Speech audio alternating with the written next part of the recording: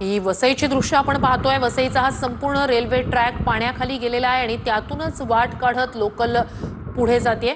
सध्या पश्चिम रेल्वेचा जर पाहिलं तर पश्चिम रेल्वेची लोकल सेवा उशिराने आहे, मात्र कुठेही लोकल सेवा बंद झालेली नाहीये। वसईतली ही दृश्य आपण पाहतोय। रेल्वे ट्रॅकला लागून असलेला हा परिसर आहे।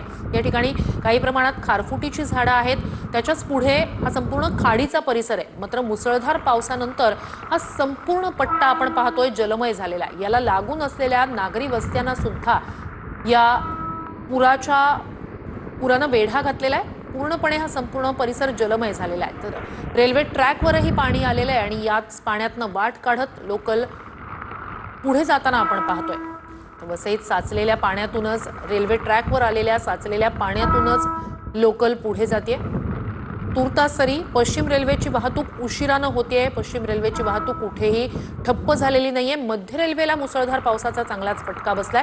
वसईतली ही दृश्य आपण पाहतोय। वसई, विरार, नालासोपारा या संपूर्ण परिसरात तुफान पाऊस झालेला आहे। सखल भाग पूर्णपणे जलमय झाले, जनजीवन विस्कळीत झाले।